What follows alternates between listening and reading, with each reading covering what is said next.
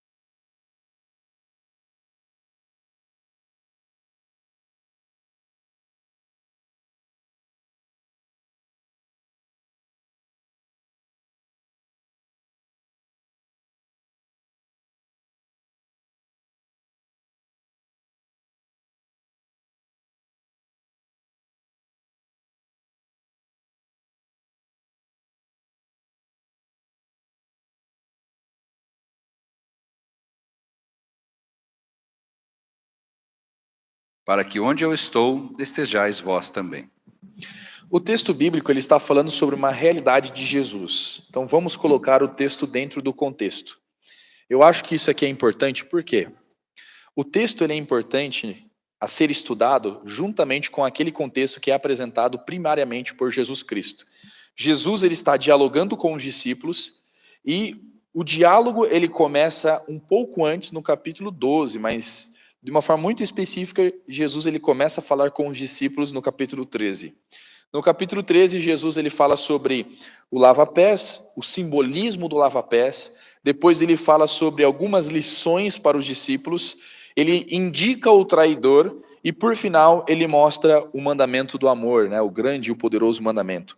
Ele explica que os outros mandamentos, tudo aquilo que ele ensinou, tudo aquilo que é ensinado pela Torá, servem ao grande e poderoso mandamento do amor.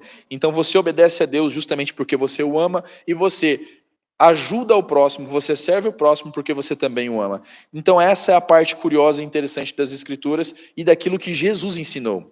Só que dentro desse contexto todo, Jesus ele também tinha falado sobre o momento da sua morte. Ele disse que ele estaria indo para o Pai e que aquele trabalho deveria ser feito para que a humanidade pudesse ser salva. Em outras palavras, Jesus ele disse assim: eu não ficarei com vocês para sempre. Por quê? Porque eu tenho uma missão, e a missão que eu vim fazer, ela envolve a minha morte. Depois que ele falou isso para os discípulos, você observa ali no capítulo 14, que os discípulos ficaram tristes, desamparados, sem direção, perdidos por tudo aquilo que ele havia dito e tal, não entendeu muito bem. E aí Jesus ele começa o diálogo, que é uma sessão que eu chamo carinhosamente de sessão do consolo, que ele começa a consolar os discípulos dizendo assim: não se turbe o vosso coração. Essa sessão de consolo começa no capítulo 14 e se estende até o capítulo 16, porque se você perceber bem, o capítulo 14, 15 e 16 é um diálogo direto de Jesus, e o capítulo 17 é a sua oração, em primeiro lugar pelos discípulos e depois por nós, que você vê ali no versículo 27, né? Santifica-os na palavra, a tua palavra é a verdade. Então veja que toda essa sessão é reservada para Jesus consolar o coração desesperado dos discípulos. Não se turbe o vosso coração. E quando ele começa essa sessão do consolo, ele já dá uma promessa. Qual que é essa promessa? Essa ausência, ela tem prazo de validade, ela não é eterna. Então Jesus ele dá a promessa de que muito em breve voltaria para buscá-los. E ele já diz assim: não se turbe o vosso coração, credes em Deus, crede também em mim. Na casa de meu pai há muitas moradas, se assim não for, eu vou-lo teria dito. Pois vou preparar-vos lugar, e quando eu for e vos preparar lugar, voltarei e vos receberei para mim mesmo, para que onde eu estou estejais vós também. Então Jesus ele está dando essa promessa para os discípulos. Qual é a promessa? De uma morada eterna. Ele disse isso para a gente: a casa do meu pai existem muitas moradas. Mas que moradas são essas? Que casa do pai é essa? O que isso tudo quer dizer? Estava lendo um livro que é do Russell Champlin, ele explica verso a verso o livro de João, e ele diz que existem 3 correntes teológicas para explicar sobre a temática da morada de Deus. A primeira corrente teológica é que alguns estudiosos pensam que se trata de uma simples referência ao universo inteiro, como lugar onde Deus habita, bem como a terra, o lugar onde os homens vivem, e tudo isso que faria parte da casa de Deus. Então isso é aquilo que Deus retrata segundo a visão teológica de alguns estudiosos. Segundo é que outros creem que o simbolismo pode contemplar uma casa espaçosa e ampla, com muitos compartimentos ou quartos separados, o que oferecia moradia suficiente para todos os seus moradores. Então basicamente Jesus está falando assim: vocês não precisam ficar preocupados, porque na casa do Pai existem muitas moradas. Então nessas muitas moradas tem um lugar reservado para você. E a terceira e última corrente teológica é que intérpretes têm visto que nessas palavras existe uma referência ao templo de Jerusalém. E você sabe que o templo em Jerusalém, no interior havia um grande número de câmaras ou saletas, que também é analisado por eles como um possível simbolismo a um albergue, ou seja, onde os peregrinos exaustos encontram repouso após uma viagem longa e cansativa. Mas qualquer que seja o simbolismo por trás dessas palavras, parece perfeitamente certo que a moradia de Deus não é uma casa comum no interior de uma cidade, no país ou no recôndito do planeta Terra. Sua morada ou moradia, ela é superior, está especificamente indo na casa do Pai. Então isso que Jesus ele quis mostrar para a gente. Mas o curioso de tudo isso é que quando você vê pelas Escrituras, a casa do Pai ela é sempre vista como sendo um lugar celestial. Você quer ver comigo? Acompanhe lá em Efésios capítulo 2. O livro de Efésios, depois de Gálatas, no capítulo 2. Ali você vai perceber que o apóstolo Paulo também está fazendo uma referência direta à habitação de Deus em lugares celestiais. Efésios capítulo 2. Nós leremos os versículos 4, 5 e 6 para montarmos o contexto.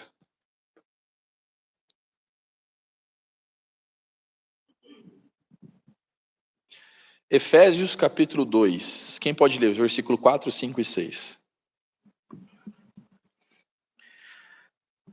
Efésios capítulo 2, versículo do 4 ao 6. Mas Deus, sendo rico em misericórdia, por causa do grande amor com que nos amou, e estando nós mortos em nossos delitos, nos deu vida juntamente com Cristo. Pela graça sois salvos. E juntamente com ele nos ressuscitou e nos fez assentar nos lugares celestiais em Cristo Jesus. Vocês perceberam que desses versículos, tanto que se você pode ler o capítulo 2 inteiro, e ali você vai perceber que Deus ele está falando sobre a promessa da salvação. E nessa promessa ele também coloca o resultado da salvação. Então, como benefício dos ressuscitados, eles seriam assentados em lugares celestiais. Então a casa do Pai é justamente nesse momento. Em um paralelo apropriado, por exemplo, o Evangelho de Lucas, no Evangelho de Lucas, Jesus ele afirma que seus discípulos serão recebidos nos tabernáculos eternos, ou celestiais, em outra tradução. Nos escritos apostólicos você também vê isso, que a morada de Deus é o céu. Além disso, você vê também que ele nos levaria para o céu em 1 Tessalonicenses, capítulo 4, 16 e 17. Em outras palavras, você tem todas as escrituras, toda a escritura, mostrando que a casa do Pai se refere aos lugares celestiais, como escrito em Lucas capítulo 16, verso 9, em 1 Tessalonicenses capítulo 4, 16 e 17, Efésios capítulo 2, verso 6, Apocalipse capítulo 21, versículo 3. Então são vários textos bíblicos que mostram que a casa do Pai é aonde? Lugares celestiais. Isso ficou claro para você, sim ou não? Só que tem outra parte também que eu acho muito importante. Porque se a casa do Pai é uma referência para a moradia dos santos, eu gosto até de ver por esse lado a parábola do filho pródigo. Por que da parábola do filho pródigo? Porque a Bíblia, basicamente, Jesus ele está mostrando que o filho ele se distanciou por vontade da casa do pai, e quando ele retorna para a casa do pai. A mesma coisa acontece com a família humana. Quando Adão e Eva escolheram desobedecer a Deus, eles se afastaram do pai. Depois, você tem isso sendo bem interessante narrado, de que eles voltaram para a casa do pai. Mas em que momento eles voltarão para a casa do pai de fato, de uma forma muito pessoal? Na volta de Jesus, que nós já vimos isso também. Por que eu estou falando essas referências sobre a casa do pai? É porque quando as escrituras falam sobre a morada de Deus, na realidade, o que a Bíblia quer dizer para nós? Eu vou até chegar mais pertinho aqui da câmera, acho que é importante eu falar isso. Eu vou falar dirigido a todos que estão aqui, mas também para você que está em casa, para você ouvir muito bem. Quando Deus ele fala que ele levaria os discípulos para a casa do Pai, essa referência é que ele está querendo trazer os discípulos para próximo dele. Porque a casa do Pai, em lugares celestiais, não tem a ver com paredes, não tem a ver com uma residência fixa. Tem a ver com o quê? Presença. Um outro exemplo que nós encontramos nas Escrituras está em Apocalipse capítulo 21. Porque em Apocalipse capítulo 21, lá nós temos uma realidade do que vai acontecer depois da volta de Jesus. Acompanhe comigo, Apocalipse capítulo 21, verso 3. Ali será narrado para nós exatamente o que vai acontecer depois da volta de Jesus. E você vai perceber também que quando Jesus ele coloca esses lugares celestiais, ele não está falando sobre residência física ou fixa no caso, mas ele está falando excepcionalmente sobre a presença de Deus diante da humanidade. Pode ler, Irene. Apocalipse 21, verso 3. Então ouvi grande voz vinda do trono dizendo: Eis o tabernáculo de Deus com os homens. Deus habitará com eles. Eles serão povos de Deus. E Deus mesmo estará com eles. Deus mesmo estará com eles. Ali você não tem a referência da casa de Deus, você tem a referência do próprio Deus. E Deus mesmo estará com eles. Em um outro texto, você pode ali até ver um capítulo depois, que é Apocalipse 22, você vai perceber que no final do capítulo, ele vai mostrar que não existirão, ou não existirá no caso, mais tabernáculo, ou seja, não vai existir essa divisão, né? Porque a casa, obviamente, divide, né? Você tem os compartimentos e assim por diante. Então vá comigo, Apocalipse capítulo 22. Deixa eu só ver o versículo aqui para a gente não ler outros versículos, mas somente estes. Aliás, no capítulo 21 ainda, no versículo 22. Capítulo 21, versículo 22. Você que está em casa, pode acompanhar conosco aí, Apocalipse 21, verso 22.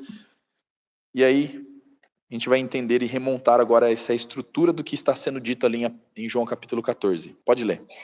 Quem pode ler para mim aí? Isso, 21, verso 22. Eu acho que está desligado o microfone.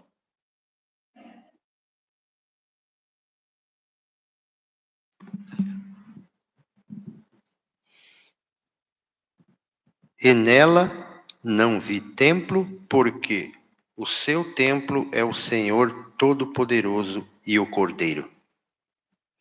Não vi o que então, gente? Não vi templo, santuário, tabernáculo. E agora, para a gente entender esse versículo, a gente precisa voltar lá no tempo em que foi construído o tabernáculo. Qual que foi a motivação, o propósito da construção do tabernáculo? Lá em Êxodo 25, verso 8, o texto diz assim: e me farão um tabernáculo para que eu possa habitar no meio do povo. Você sabe muito bem, foi revelado inclusive para Moisés, ali próximo ao Monte Sinai, de que Deus não podia se manifestar diante da presença humana, caso contrário, seriam consumidos. Você se lembra dessa situação? Ali em Êxodo capítulo 33, versículo 17 a 20, ele diz assim: eu não posso me manifestar, Moisés, não posso, porque se eu me manifestar, você vai morrer. Daí ele fala assim: e me farão um tabernáculo, para que eu possa habitar no meio deles, e assim eu posso fazer morada. Então a morada de Deus tem a ver com proximidade com o povo. Você percebeu isso? Deus ele quer estar próximo do povo. As escrituras falam isso para a gente, que a casa de Deus ela precisa trazer o povo para perto, como diz o texto bíblico. A morada dos santos é próximo da casa do Pai, mas não tem a ver com tabernáculos, como está escrito aqui. A casa de Deus era vista como tabernáculo no Antigo Testamento. Mas por que era o tabernáculo? Porque Deus não podia se manifestar. Agora, quando Jesus voltar, depois disso, ele poderá se manifestar. Por quê? Estaremos transformados. Exatamente. Curiosamente, quando nós vamos ali para Apocalipse capítulo 20, nós entendemos uma relação interessante. A relação de que a morada eterna é chamada de acampamento dos santos. E o acampamento dos santos, ele é visto em primeiro lugar lá no céu. Tanto que o Apocalipse capítulo 21 fala que descerá dos céus a cidade querida, a nova Jerusalém. E aí ela será estabelecida na terra. Por que ele está falando dessa referência? Porque a terra seria restaurada. Lembra o capítulo 21, verso 1? Vi novo céu e nova terra, pois o primeiro céu e a primeira terra passaram e o mar já não existe. Isso ficou claro para você? Sim ou não? Pode te perguntar. Alguma dúvida até aqui? Tá claro? Tá claro? Vou recapitular então com vocês o que nós vimos até agora. Eu estou falando muito rápido, eu estou engasgando bastante aqui, mas me perdoem, acontece. Às vezes nós não estamos nos nossos melhores dias, né? Mas vamos lá. João capítulo 14 está fazendo uma referência à fala de Jesus, de que ele chamaria os discípulos para próximo dele. Alguns intérpretes sugerem 3 correntes teológicas. A primeira, de que esses lugares aqui se referem ao universo inteiro, como sendo a casa de Deus. Outros sugerem o templo, uma semelhança do templo de Jerusalém, da qual tinham os cômodos da casa, que são as saletas, né? E você tem outros ainda que acham que é como se fosse realmente uma espécie de casa, de acomodações.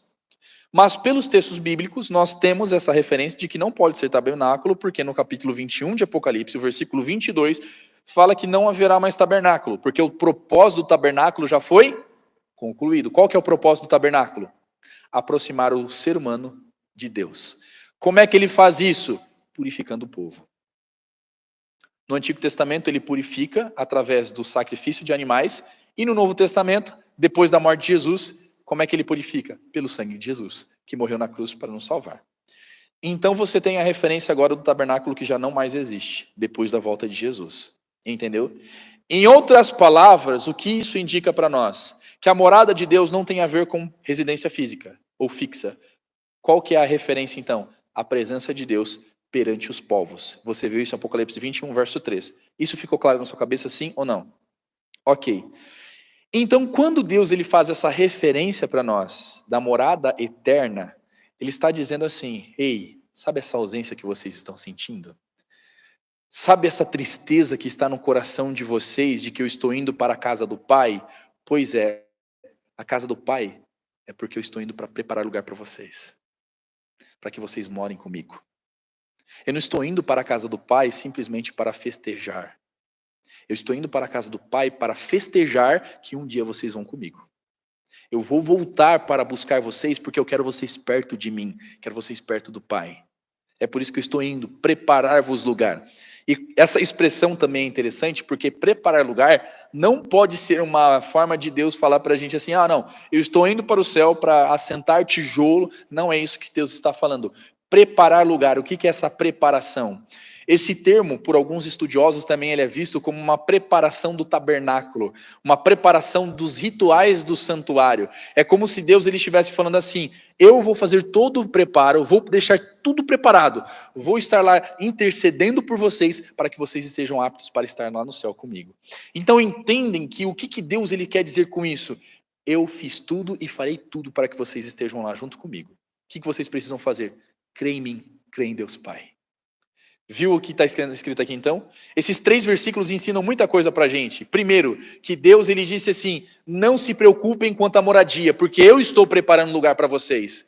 Não se preocupem, porque essa ausência que vocês estão sentindo tem um prazo de validade. E daqui a pouco eu estarei junto com vocês de novo, lá onde eu estiver. Ok? Então Jesus ele está dando uma promessa de que proximidade, eu volto para buscar vocês e nunca mais estaremos afastados, porque juntos estaremos na casa do Pai, amém? Os nossos entes queridos, os nossos amigos, as pessoas que nós gostaríamos que estivessem perto da gente e não estão hoje por algum motivo, estarão também. Entende agora que essa promessa ela deve irradiar em nosso coração? Porque não é uma promessa que Deus está falando que nós teremos casas bonitinhas, embora em alguns outros textos nós vemos isso de forma clara. Mas o que ele quer dizer nesse texto é o seguinte: nós nunca mais nos separaremos. Porque o pecado que nos separou, que distanciou Deus e a humanidade, não mais nos afastará. Assim como no jardim do Éden, que o Éden era a moradia de Deus com o ser humano, assim a terra será restaurada para que volte a ser a moradia de Deus e o homem. Isso é lindo. Qual que é a diferença? É que no Éden, a presença de Deus somente passava pelo jardim. Acompanhe comigo. Gênesis capítulo 2. Aliás, o capítulo 3, né? Gênesis capítulo 3. O primeiro livro da Bíblia, o 3º capítulo. Vamos ler o versículo 8. A referência que nós temos sobre a presença de Deus no Éden é sentida no versículo 8. Gênesis 3, verso 8. Quem vai ler para mim, por gentileza? Quando ouviram a voz do Senhor Deus, que estava no jardim pela viração do dia, esconderam-se da presença do Senhor Deus, o homem e sua mulher, por entre as árvores do jardim. Então, como que era a presença de Deus sentida no texto bíblico aqui no Éden? Ela andava pelo jardim. Deus ele era presente? Sim. Mas ele era completamente presente? Nós não sentimos isso aqui acontecendo. Ele estava presente em algumas partes do dia. Agora, quando nós vamos ali para Apocalipse, no capítulo 21, nós entendemos que a presença de Deus não será passeando pelo jardim ou passeando pela cidade querida, mas é que será a residência dele, será a presença de Deus o tempo todo ali junto dos santos. Isso é maravilhoso. Então, se qualquer outra criatura quiser olhar para Deus, conversar com Deus, a capital, da presença de Deus será onde? Na terra. Isso é lindo. Depois você pode ver na sua casa aí, você que está na sua casa, leia depois Apocalipse 21, capítulo inteiro, que vai mostrar a estabilidade, ou onde Deus estabelece a morada eterna. Que a gente sempre acha que a morada eterna será no céu, mas não será no céu. O povo de Deus passará por 1000 anos no céu, mas depois a sua morada será estabelecida aqui na terra restaurada. E durante todo esse processo, a história da humanidade, pelos corredores da história, nós temos algumas moradas. Por exemplo, você tem a morada do Éden, que é a morada perfeita, que Deus ele criou um jardim perfeito, a terra recém-criada, estabeleceu o primeiro casal como governadores da terra, mas pela desobediência deles, Deus ele precisou se afastar. E aí depois dessa morada que ele tinha feito, que era uma morada perfeita, Deus estabeleceu a morada provisória, que era através do seu tabernáculo. Então a casa do Pai era estabelecida através do tabernáculo, ali em Êxodo capítulo 25, verso 8. E sabe o que é interessante? É que a tenda dos israelitas, ou as tendas dos israelitas, ficavam próximos do tabernáculo. E obviamente o tabernáculo ficava no centro ali da nação. Isso é curioso demais. Por quê? Isso retrata a presença, a proximidade de Deus e o povo. Deus ele queria estar próximo. Qual que é o anseio de Deus? Estar próximo do seu povo. Isso aqui me lembra outra coisa. Que Deus ele quer estar próximo do povo, mas ele não pode, porque se ele ficar muito próximo, o povo se assusta e morre. Quem sente a ausência então? Deus. É Deus que sente essa ausência do ser humano. Por que ele sente a ausência do ser humano? Porque ele ama o ser humano. É lindo isso, gente. Ele quer estar próximo do ser humano, pertinho. Imagina que Deus ele está querendo estar justamente aqui junto da gente, sentado em uma dessas cadeiras, para que possamos ou pudéssemos dialogar junto e com ele, né? Talvez Jesus, Deus aqui presente, imagine ele passando isso tudo para vocês. Infinitamente melhor. Mas ele não pode. Porque se ele fizer, ele consome a todos, como diz em Êxodo 33, verso 20. Então essa morada, ou moradia provisória, é para suprir a necessidade do povo da presença de Deus. Quando você vai para Eclesiastes capítulo 3, o versículo 11, lá diz que Deus pôs a eternidade no coração do homem. E é por isso que muitas vezes você sente uma angústia muito grande no seu coração, inexplicável. Às vezes você sente uma ausência inexplicável, e essa ausência é justamente a ausência do Pai. Não porque o Pai está longe de você, mas é porque você muitas vezes pode estar longe do Pai. É uma tragédia. Porque nessa morada provisória estão retratados pelas Escrituras toda a enfermidade, morte, dor, sofrimento, tudo aquilo que é ruim. Porque nessa moradia provisória, Deus, ele protege o seu povo, ele ama o seu povo, mas infelizmente o seu povo padece pelas consequências de suas próprias escolhas. Infelizmente. Só que, obviamente, ele coloca uma promessa para essa morada provisória que em breve se tornará física ou fixa. Em que momento? Depois da volta de Jesus. Ficou alguma dúvida até aqui? Tá claro? Deus ele quer estar junto de você. E é por isso que a promessa da ressurreição também ela é maravilhosa. Ontem eu estava num evento lá da Associação Oeste Paranaense, e daí nós fizemos uma ligação, um contato com uma irmã, e nós descobrimos que ela estava velando a mãe dela. Ela não tinha comunicado pra gente.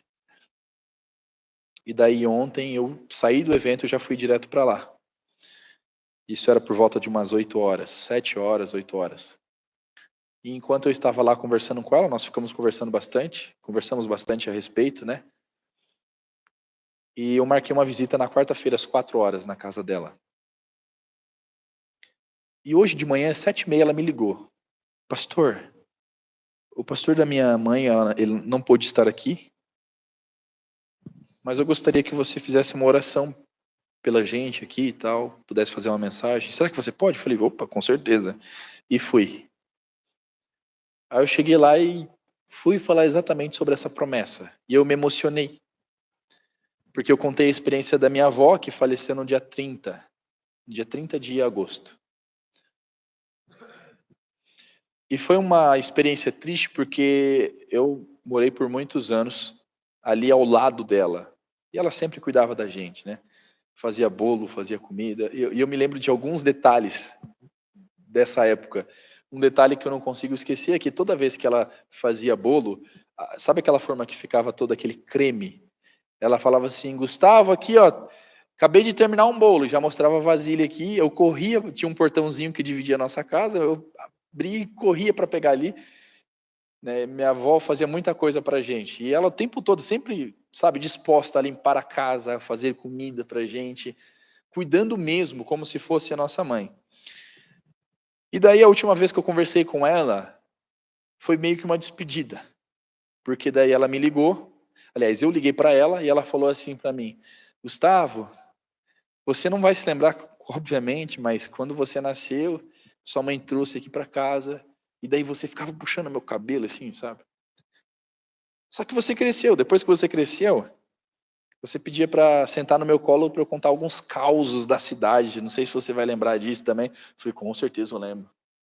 Eu ficava perguntando para ela assim, ô vó, como que era aquela história do lobo mau que você falava? E ela contava uma história parecendo que era real. Homem do saco, não sei o quê, olha, não pode andar lá por conta disso, daquilo. E eu fui lembrando disso enquanto ela falava e eu coloquei o telefone no mudo porque eu não queria que ela escutasse o meu choro.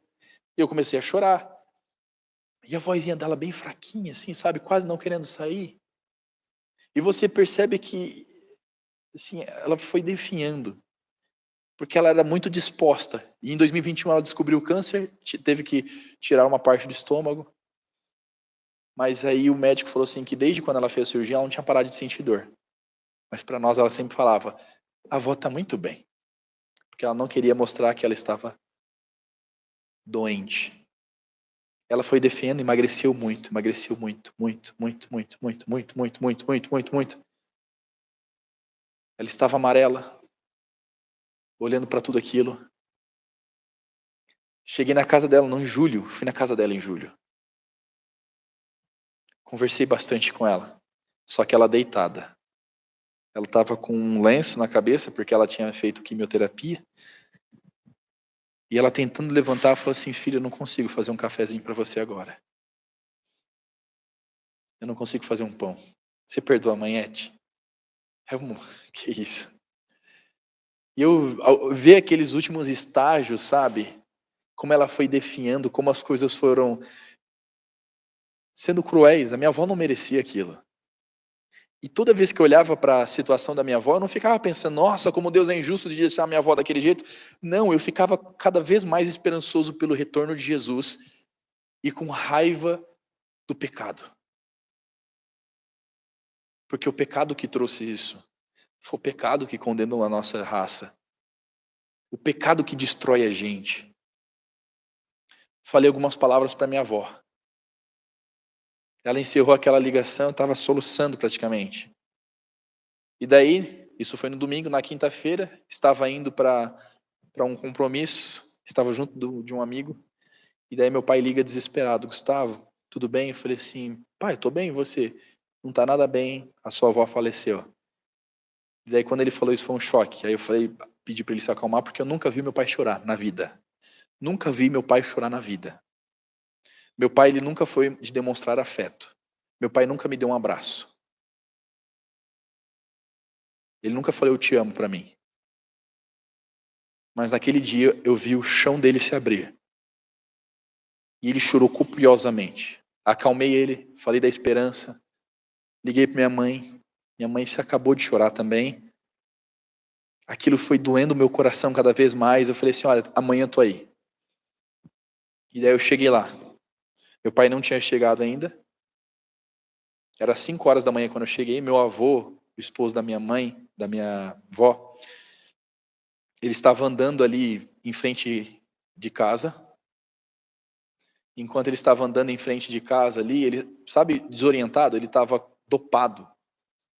Ele estava perdido. A gente sentou ele no sofá, minha prima fez um café para ele, e daí eu conversando com ele um pouquinho ali, eu via ele assim, não sabia o que estava acontecendo. E aí meu pai chegou. Imponente, meu pai chegou imponente. Cumprimentou minhas primas, abraçou minhas primas e tal. Aí ele foi me cumprimentar. Ele não conseguiu olhar no meu rosto. Porque senão ele ia desabar. Ele tentou ser forte, ele apertou minha mão. Eu fui para abraçar ele, ele apertou minha mão, apertou assim. Aí eu fiquei meio assim, falei, nossa, meu pai não quis falar comigo. Aí quando ele abraçou o meu avô, meu pai começou a gritar, de chorar. E daí ele logo já foi pro quarto e começou a gritar, chorar.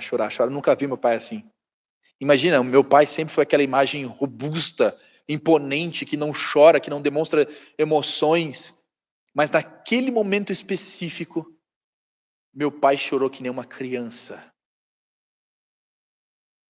E ele falou assim, eu já estou com saudade da sua avó. Queria ter sido mais presente. Isso matou meu coração naquele momento. Pensa num sentimento de impotência, fraqueza, vulnerabilidade. Eu não sabia o que fazer, falar naquele momento para o meu pai. Arranquei um abraço dele assim sabe, a força. E falei, pai, você vai ser forte, porque Deus ele deu a promessa da volta de Jesus. E através da volta de Jesus nós temos a certeza do reencontro. Essa tristeza que você está sentindo no seu coração, ela deve ser anuviada pela saudade e esperança da volta de Jesus. Agora imagina essa promessa no nosso coração, amigos. Jesus estava falando isso para discípulos que estavam sofrendo já com a ausência de Jesus, que ainda não tinha morrido. Pessoas que olham para esse texto, e esse texto parece uma promessa tão simples, mas não, é uma promessa profunda, porque é a promessa de morada eterna na presença de Deus, longe de qualquer distanciamento, longe de qualquer máscara, sem tabernáculo, sem nada que afaste o ser humano de Deus. É Deus na presença do ser humano o tempo todo, e você junto dos seus entes queridos, daqueles que você não pode dar um abraço agora, daqueles que estão descansando na sepultura. A promessa de que não haverá mais isso, essa solidão no coração. E é por isso que ele fala assim, crede em Deus, crede também em mim. Na casa do meu pai há muitas moradas. Se assim não for, eu vou-lo teria dito. Pois vou preparar lugar para vocês. Eu estou indo preparar lugar para vocês. Então acredite, amigo, Jesus, ele vai e está preparando lugar para vocês. Amém? Você que está em casa também, não sei o que você tem passado. Não sei as suas dificuldades, as suas incertezas, mas acredite em Deus, acredite também no Filho. Por quê? Porque Ele deu essa promessa de que muito em breve Ele voltará para buscar você e levar para essa morada eterna, para que aonde Ele estiver, você esteja também, os seus amigos estejam também. Acredite, Deus Ele vai voltar. Essa é a certeza da promessa. E quando nós colocamos isso no nosso coração, aquela ausência ela é suprida. Eu não sei o que você tem feito da sua vida até agora. Mas tenha essa certeza de que a dor no seu coração, ela será imediatamente curada quando você olhar para o céu e observar os anjos do céu junto do trono de Deus. Ali Ele vai tirar todo o sofrimento. Mas é óbvio, Ele reservou essa morada para aquele que acredita nele. Aquele que vive com essa promessa no coração, ama a Deus de todo o coração. Porque ele diz assim, se me amais, guardarei os meus mandamentos. No mesmo capítulo. Se você realmente me ama, Pedro, se você realmente me ama, João, você vai guardar os meus mandamentos. Tudo aquilo que eu disse para vocês, vocês vão continuar guardando. Por quê? Porque em breve eu voltarei.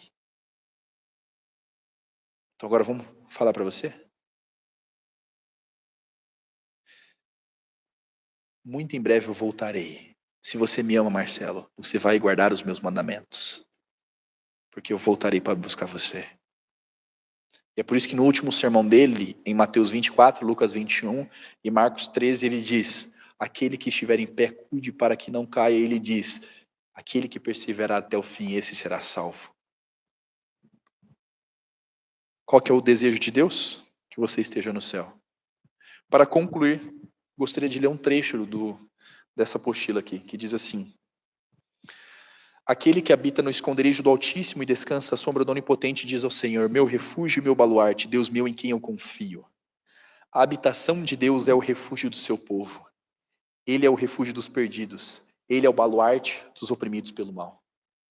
Quando João exclama, eis o tabernáculo de Deus com os homens, isso soa como um alívio, pois a opressão do mal finalmente tivera o seu fim. Agora não haverá mais distanciamento entre Deus e o seu povo. O pecado não mais existirá para causar a separação. Ele estará com o seu povo para sempre. Essa é a promessa deixada por Jesus aos seus discípulos. A promessa não é unicamente o retorno de Jesus, mas o que ele representa. Reunir os escolhidos na presença do Senhor. Este é o benefício da morada, não somente pelos edifícios construídos, a cidade santa adornada de ouro e joias preciosas, mas pela presença do proprietário. Tem a ver com a presença divina. O sábado é apenas um vislumbre do que é estar na presença de Deus. Nela não haverá mais morte, dor, sofrimento e muito menos distanciamento entre Deus e o homem. Esse é o foco de João ao dizer que não precisaremos fechar as portas, pois não haverá mais noite, como está escrito em Apocalipse 21, verso 25. Haja vista que a noite sempre transmite um ar de insegurança, e isto é o que definitivamente não teremos, pois a ênfase do apóstolo é de que as moradas serão na casa do Pai, nosso refúgio e fortaleza. Curiosamente, sempre que o autor compara a imagem de Deus à figura paterna, Pai, atitudes como cuidado, proteção, auxílio e segurança revelam o íntimo do plano da salvação, seu amor pelos filhos. Os filhos sentem segurança e cuidado pela presença do Pai. E neste caso, a presença pessoal e infinda aponta para a promessa de eterna segurança. Um exemplo que eu gostaria de contar é que meu pai sempre morou distante da nossa família. Desde que eu sou garoto, meu pai morou em Americana, morei em Lucélia, bem longe. Nós o víamos pouco. Era apenas cada 3 meses, mais ou menos, e ainda ia lá. Mas quando ele chegava, eu lembro o sentimento que eu tinha quando era pequeno, ele chegava, eu tinha um sentimento de segurança e cuidado muito grande. Meu pai chegava, ele comprava as coisas de casa. Meu pai chegava, ele levava a gente para os lugares. Meu pai dirigia, meu pai fazia as coisas. E eu via meu pai como uma figura imponente, como eu disse anteriormente. Agora vamos pensar isso da casa do pai? Essas inseguranças todas que nós temos, essas incertezas, olhando para Deus, face a face, tudo isso vai sumir. O resultado de tudo isso é a casa do Pai acessível, sem qualquer cobertura, escondendo a face do Senhor aos justos. Não existe maior promessa do que essa, estar na presença do Pai, nosso refúgio e fortaleza. As Escrituras não representam uma data para o retorno de Jesus, mas apresentam outras coisas ainda melhores. A certeza dessa promessa maravilhosa. Eu não sei o que você tem feito da sua vida, querido. Não sei. Mas o que Jesus preparou para você, eu sei. Entregue o seu coração ao Senhor. É o seu desejo? Se esse é o seu desejo, a gente vai fazer o seguinte. Eu gostaria que o Digão agora ele colocasse uma música. O nome da música é As Verdades Sobre Mim. Enquanto essa música estiver tocando, eu gostaria que você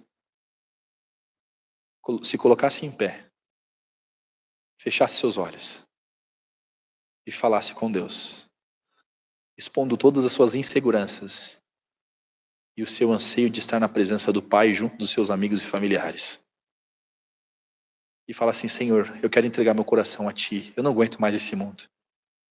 Então, se esse é o seu desejo, enquanto o Digão estiver ali colocando a música, enquanto a música estiver tocando, coloque sua vida aos pés do Criador.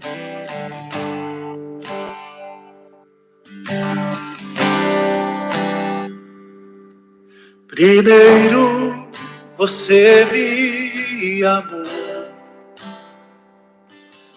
beleza você viu em mim e disse que eu tenho um valor e que eu lhe faço sorrir.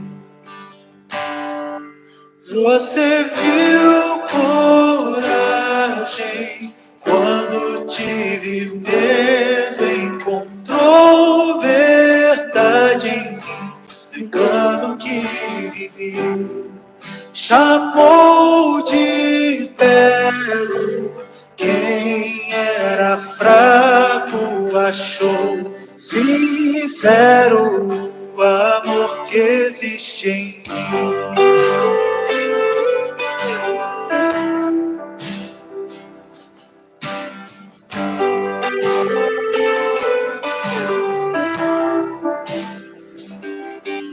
No escuro do meu coração,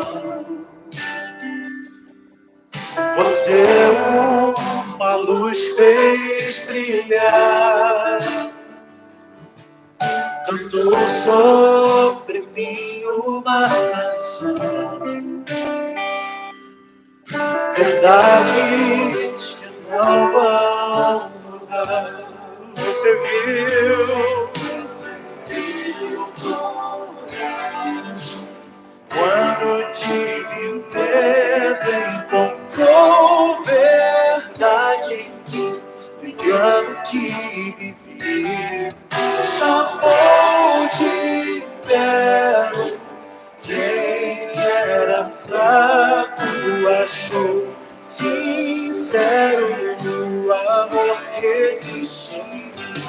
Você viu coragem quando tive medo, encontrou verdade em mim, engano que vivi. Chamou quem era fraco, achou sincero o amor que existe em mim.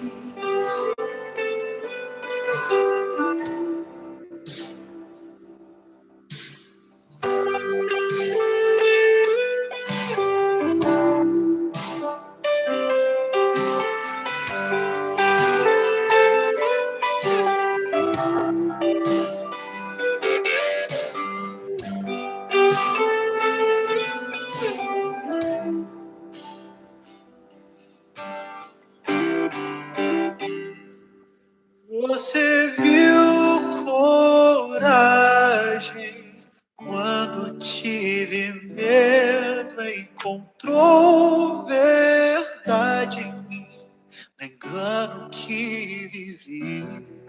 Chamou de belo quem era fraco, achou sincero o amor que existe em mim. O que Deus espera de você não é nada mais do que o seu coração. Porque é exatamente o seu coração que Ele quer transformar. Gente, Jesus ele está muito perto de voltar. E eu estou muito perto de ver minha avó novamente. Assim como eu sei que você está muito perto de ver o seu amigo, seu ente querido. Então não desista. Persevere. Entregue sua vida a Cristo. Esse é o momento. Você que ainda não entregou, você também em casa que não entregou seu coração a Jesus. Ou você que uma vez entregou e se afastou, esse é o momento também de você entregar o seu coração a Jesus. Porque Ele pede: filho meu, dá-me o teu coração. Esse pronome de tratamento, filho meu, é lindo. Filho, eu cuido de você. Só me dá o seu coração para que eu possa cuidar verdadeiramente. Se essa pergunta fosse feita para você diretamente de Deus, qual seria a sua resposta? Se fosse sim, então por que não falar um sim bem grande e forte? Esse momento. Vamos orar? Pai, obrigado. Obrigado porque o Senhor nos deu a dádiva da vida, da salvação e da tua presença. Quero pedir que o Senhor esteja nos protegendo de todo o mal e ajuda-nos para que possamos entregar nosso coração a Ti. Limpa as impurezas do nosso coração, de tudo aquilo que nos afasta do Senhor, do pecado que está enraizado em nosso coração e precisa ser eliminado de uma vez por todas. Pai, nos ajude. Nós pedimos socorro porque queremos estar juntinhos do Senhor. Por favor, proteja todos estes que estão aqui, acompanhando essa transmissão, ou acompanhando este estudo aqui presente, que o Senhor esteja protegendo de todos os ataques do inimigo, porque eu sei que o inimigo vai fazer de tudo, Pai, para interromper essa decisão. Quebre esses muros, Pai, que o inimigo construiu para nos colocar dentro de uma redoma e assim não tomarmos uma decisão. Quebre, Pai, as correntes da escravidão que o pecado traz a nós. Pai, ajuda-nos a vislumbrar a beleza da salvação. Esteja com todos nós. Em nome e por amor de Cristo Jesus. Amém. Deus abençoe você que está aí em casa. Deus abençoe você também que está aqui na igreja.